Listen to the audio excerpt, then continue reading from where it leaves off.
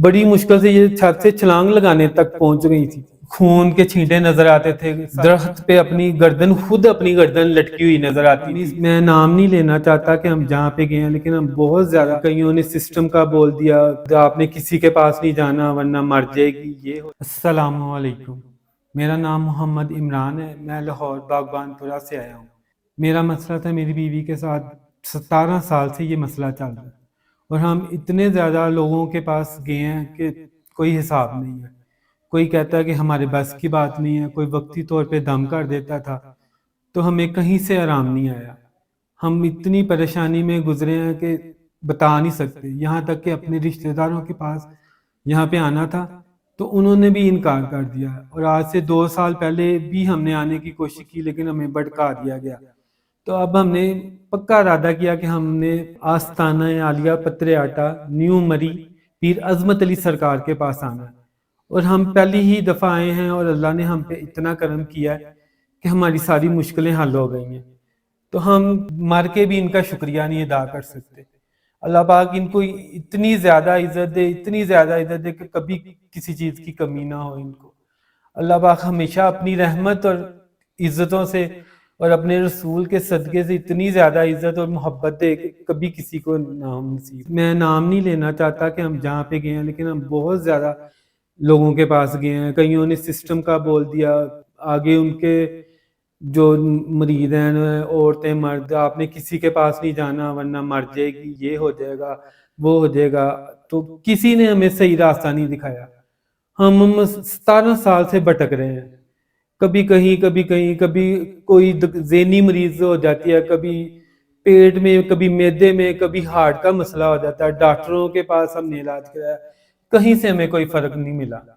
تو واحد یہ آستانہ ہے نیو پتریاٹا پیر عظمت علی سرکار کا, جنہوں نے ہمیں شفا دی ہے اللہ کے کرم سے.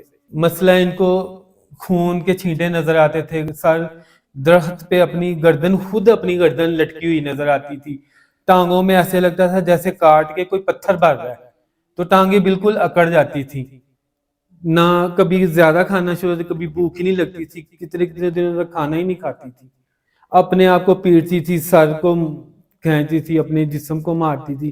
دل کرتا تھا میں اپنے بال کاٹ لوں, یا میں خود مار دوں, یا کسی کو میں مار دوں. ہمیشہ ان کو یہی لگتا تھا کہ جیسے میرے پیچھے کوئی ہے, گھر میں اکیلی نہیں رہ سکتی تھی. یہ آخری دنوں میں جب ہم آئے ہیں تب تو بڑی مشکل سے یہ چھت سے چھلانگ لگانے تک پہنچ گئی تھی. تو اللہ بڑی مشکل سے ہم نے ان کو پکڑا ہے.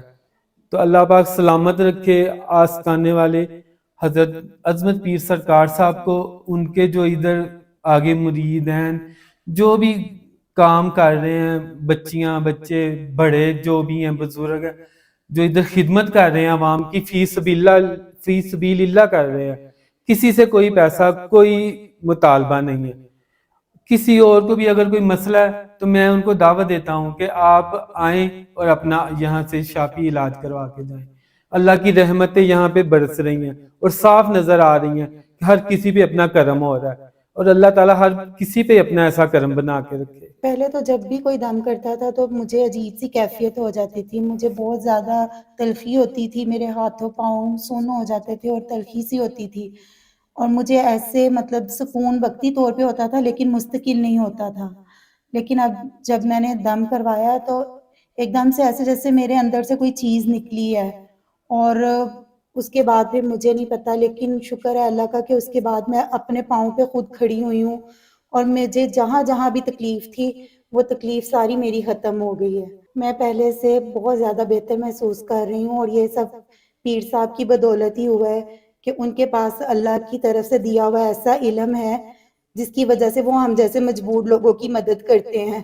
ہم جگہ جگہ بھٹک بھٹک کے تھک چکے تھے, اب تو میرے اندر زندہ رہنے کی آس بھی ختم ہو گئی تھی. مجھے لگتا تھا کہ بس اب میں ایسے ہی دنیا سے چلی جاؤں گی شاید, کہ اس مسئلے کا کوئی حل ہی نہیں ہوگا. لیکن اللہ کا شکر ہے کہ اللہ تعالیٰ نے ہمیں یہ راستہ دکھایا, اور پیر صاحب کے فضل کی بدولت ہمیں شفائے کاملہ عطا ہوئی. اور جو لوگ کہتے ہیں کہ شک کرتے ہیں ان کی کسی بھی بات پہ کہ ان کے پاس نہیں ہے, یا بھٹکاتے ہیں دوسروں کو, تو وہ خود آ کے دیکھیں کہ ان کے پاس کتنی شفا ہے. اللہ پاک ان کو عزت دے, اللہ پاک ان کے